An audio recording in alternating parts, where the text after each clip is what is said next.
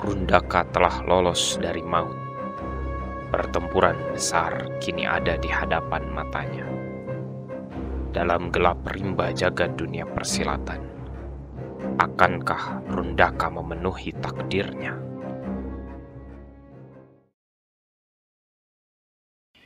Seusai Lodaya dikebumikan, tidak ada upacara khusus untuk kesedihan yang berlebih. Segala yang sudah terjadi tidak bisa ditolak lagi. Semua orang di Padrang sudah sadar betul bahwa hal semacam ini sangat mungkin terjadi.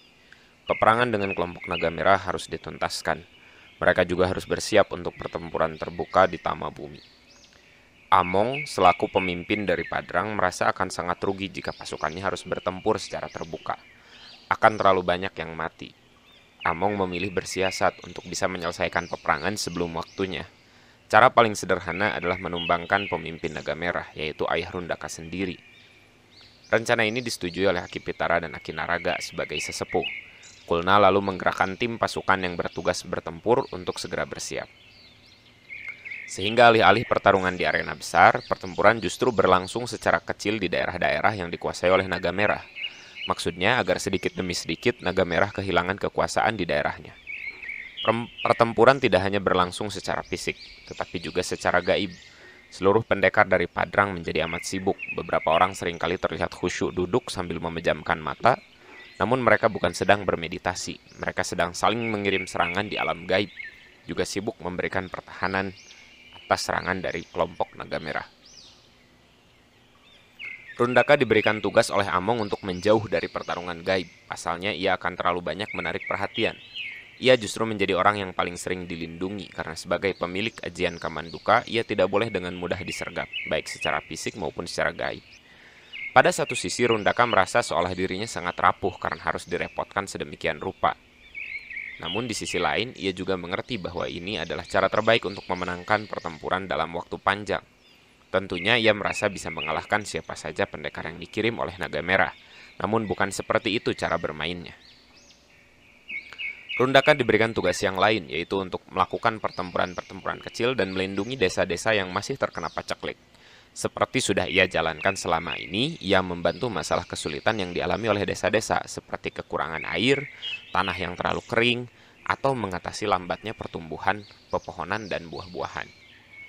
Ajian Kamanduka semakin terlatih, berkali-kali ia bisa menambah panjang pohon dan menggemburkan tanah. Semua itu bisa ia lakukan karena ia bisa mengendalikan titik inti kehidupan yang dimiliki oleh setiap makhluk hidup. Itulah kenapa ia bisa mengubah keadaan awal dari makhluk hidup yang lain. Beberapa kali ia gunakan juga kemampuannya itu untuk berkomunikasi dengan hewan. Tentunya tidak dengan cara ia berbicara layaknya manusia, namun melewati sebuah bahasa pemahaman. Tiba-tiba saja ia bisa memahami apa yang sedang ditandakan oleh hewan-hewan, seperti adanya pasukan musuh atau adanya tanda-tanda perubahan alam yang lain. Ajian Kamanduka benar-benar sakti, rasanya memang ada alasannya kenapa ia tidak dimiliki oleh sembarang orang. Tenaga semacam itu sangat rawan dimasuki nafsu jahat, namun ajian ini juga sangat memakan banyak tenaga, sehingga Rundaka seringkali hanya bisa menggunakan beberapa kali saja dalam satu hari. Dalam tugas pertempuran-pertempuran kecil, Ulusa seringkali menemani Rundaka. Gadis itu memang sangat terampil, ia juga adalah pesilat yang sangat berbakat. Bukan hanya dia adalah keturunan Among, tetapi ia juga memang sangat sakti di usianya yang masih sangat muda. Ia tidak pernah tertinggal langkah ketika berlari bersama Rundaka. Selain itu, ia juga tidak pernah merepotkan sampai Rundaka harus melindunginya. Bahkan beberapa kali karena keterampilannya, Rundaka lah yang sering ditolong. Kali ini mereka berdua bertugas untuk memotong akses makanan dan persenjataan pasukan Naga Merah. Mereka bermaksud untuk menunggu pasukan Naga Merah di sungai sekitar Pataruman. Semua jalan akan bermuara ke sana. Saat menyeberang sungai, pasukan Naga Merah pastilah melambat. Maka disitulah mereka akan menyergap. Sore itu, sesuai rencana, Rundaka dan Ulusa sudah tiba di tempat. Mereka masih dalam kesiapan bersembunyi sambil menunggu pasukan Naga Merah datang. Diperkirakan mereka akan tiba tepat sebelum matahari terbenam. Pada waktu itulah mereka akan menyerbu. "Kakang, bagaimana kondisimu?" tanya Ulusa. "Aku baik-baik saja. Kau bagaimana?" "Sangat sehat. Aku rasa kali ini mereka akan datang dengan lebih banyak orang. Tujuan kita adalah menghentikan mereka. Bukan tidak mungkin kita harus membakar semua kiriman mereka." Rundaka mengangguk. ia telah menyiapkan minyak dan beberapa bahan yang mudah terbakar di dalam kantong yang dia bawa. Untuk menyalakan api, ia bisa menggunakan batu alam yang banyak bertebaran di sungai. Namun itu artinya ia harus melumpuhkan semua lawannya terlebih dahulu. Oh iya, Ulusa, beberapa orang dari Naga Merah punya tugas untuk mengumpulkan pusaka berupa batu-batu. Apa gunanya itu? Ulusa terdiam sejenak, seperti mencoba mengingat batu yang dimaksud. Ah, itu. Apa Kakang ingat batu-batu yang berbunyi ketika Kakang pukul di puncak Gunung Padrang? Ya, aku ingat. Sebetulnya, itu adalah logam khusus. Unsur dari batu tersebut tidak datang dari dunia ini.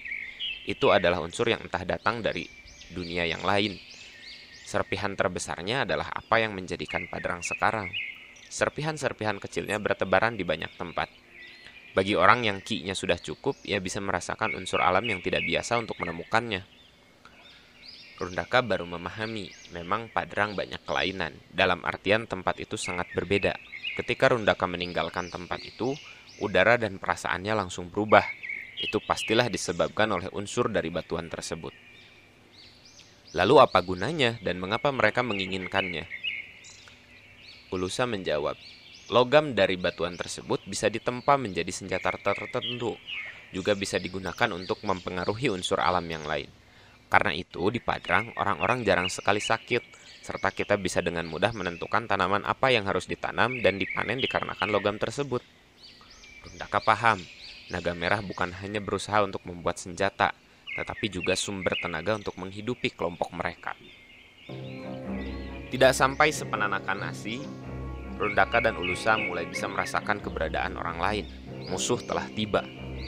Benar saja kata Ulusa, rombongan yang datang kali ini berjumlah sekitar 20 orang. Kebanyakan dari mereka sepertinya bukan prajurit tempur yang utama. Mereka seperti pekerja yang dibekali ilmu silat seadanya. Terlihat dari senjata yang mereka bawa hanya berupa parang, tidak ada senjata pesilat seperti pedang atau tombak. Rundaka dan Ulusa sudah mengatur strategi sebelumnya. Rundaka akan melakukan penyergapan, sementara Ulusa yang akan melakukan pengawalan dari jarak jauh. Ia mempersiapkan pisau lempar dan busur panah. Rundaka menggunakan ajian Kamanduka terlebih dahulu untuk memanipulasi air sungai. Ia mulai membuat arus sungai meluber ke pinggiran. Ketika pasukan Naga Merah hendak menyeberang, mereka menjadi melambat karena mengira air sedang pasang. Rundaka terus melakukan penambahan air di pinggiran sungai, sampai akhirnya karena merasa berbahaya, pasukan Naga Merah memutuskan untuk berhenti. Saat itulah Rundaka keluar dari persembunyiannya dan melompat ke udara. Ia kini berada di atas para pasukan Naga Merah. Belum ada yang menyadari sampai ada satu orang pasukan yang melihat Rundaka di udara dan memperingatkan teman-teman yang lain. Namun sudah terlambat, Rundaka telah mengeluarkan jurus telapak dewanya. Seolah ada tangan raksasa tak terlihat menghantam mereka semua dari langit. 20 orang itu ambruk seketika. Rundaka merasa berhasil, ini lebih mudah dari dugaannya. Dan benar saja, orang-orang itu memang tidak terlatih. Namun, Rundaka terkejut. Orang-orang itu tidak terluka sama sekali. Mereka malah terbangun seperti orang kena tempeleng saja. Beberapa dari mereka terkekeh dan mengeluarkan semacam kalung dari dalam pakaiannya. Kalung tersebut bergemilau dan berwarna hitam. Salah seorang dari mereka berkata, "Ternyata benar, kelompok Askara akan mengincar kami di tempat seperti ini. Untunglah kami sudah dibekali jimat penangkal kesaktian." Seketika Rundaka tahu dirinya sedang dalam bahaya. Tiba-tiba saja ia terkepung, serangan dadakannya gagal. Kini ia harus bertarung melawan 20 orang sekaligus. Ini akan menjadi hari-hari yang panjang. Bagaimana ia tidak akan luput dari luka? Namun ketika orang-orang itu mulai mengeluarkan parang dan siap menghajar Rundaka, tiba-tiba saja sekelebat cahaya hijau menerjang ke arah kelompok itu. Rundaka ingat ini adalah cahaya yang ia lihat ketika dirinya diselamatkan dari Naga Merah. Ini adalah jurus dari Ulusa. Baru kali ini ia melihatnya kembali. Orang-orang itu benar-benar kelabakan. Mereka tidak siap ketika menyadari Rundaka tidaklah sendirian. Terlebih lagi, itu bukan cahaya biasa. Cahaya itu menggulung setiap orang dan seolah menyerang kekuatan mereka. Apapun yang mereka lakukan, mereka seolah bertarung dengan asap. Apa gunanya memukul asap? Hal itu seperti sama saja memukul udara kosong. Itulah yang Rundaka lihat. Ia hanya menjauh dari kerumunan karena mereka terlalu sibuk menghadapi jurus Ulusa. Parang mereka mengayun tak tentu arah, beberapa menyabet kawannya sendiri. Anehnya, kini mereka terluka dengan parang mereka. Jurus Ulusa ini pastilah menjadi penangkal dari jimat yang mereka bawa. "Kakang, bakar sekarang!" teriak Ulusa dari tempat persembunyiannya. Rundaka nyaris lupa. Ia lantas mengambil batu alam dan membuat api dengan cepat. Bahan-bahan pembakaran ia lemparkan kepada persediaan kawan-kawan itu. Cahaya hijau mulai lenyap. Orang-orang itu sudah kehabisan tenaga. Rundaka lalu meninggalkan mereka dan bergabung kembali dengan Ulusa. Ulusa terlihat ceria seperti biasa. Benar-benar edan. Perempuan ini sakti mandraguna. Ia mengalahkan 20 orang tanpa berkeringat. "Jurus apa itu?" tanya Rundaka dalam pelarian mereka untuk kembali ke Padrang. "Itu jurus cahaya hijau. Tadi adalah jurus andalanku. Hebat bukan?" Rundaka tersenyum. Perempuan ini memang tidak sembarangan. "Jimat yang mereka gunakan menggunakan lokam yang tadi kita bicarakan," kata Ulusa serius. Rundaka terkejut. Itu artinya pasukan Naga Merah sudah mengolah pusaka. Ia menunjukkan bahwa mereka telah sangat siap. Untuk kali ini Rundaka dan Ulusa berhasil memperlambat pasukan Naga Merah. Mereka harus kembali ke Padrang untuk menyusun rencana.